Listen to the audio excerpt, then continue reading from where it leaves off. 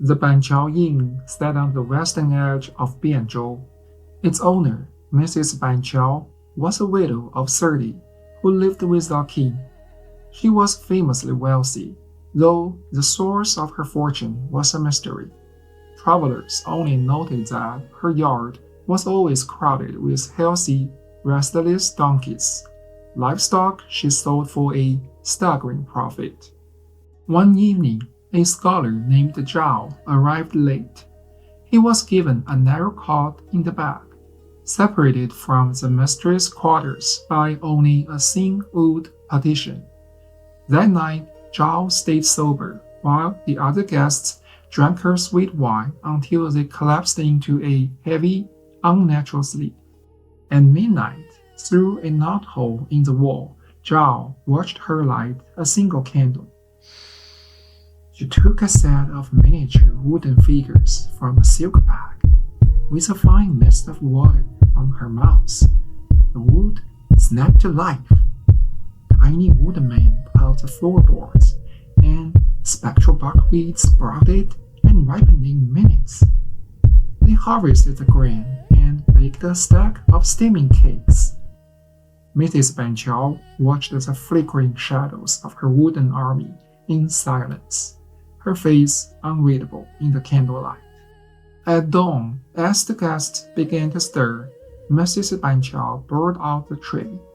Zhao was the first to rise. Before the others could gather, he approached her with a hurried bow. "I have urgent business and must depart before the sun is high," he said. He took one of the fresh cakes as if for a quick meal on the road, and slipped it into his sleeves. Before she could speak, he mounted his horse and vanished into the morning mist. He did not go far. From a hidden ridge overlooking the inn, Zhao watched. The other guests finished their cakes. Then the horror began.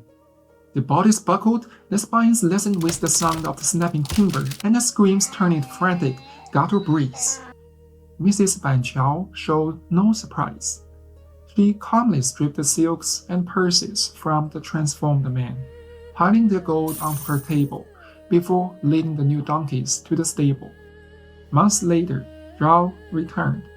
He had ground the stolen enchanted cake into a fine dust and kneaded into a batch of his own rustic, honey-sweetened biscuits.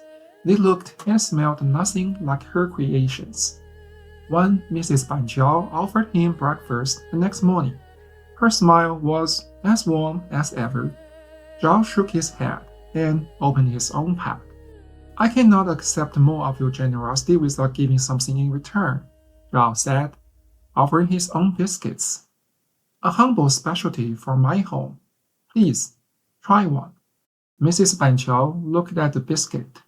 It was rough and unremarkable, a common traveler's snack.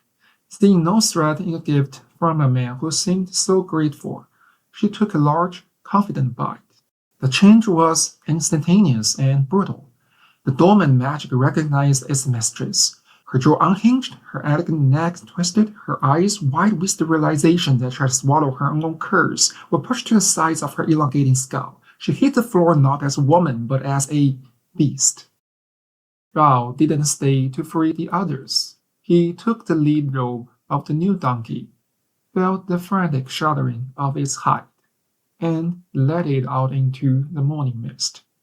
He rode her for years, and to the day she died, she never uttered a single human word again.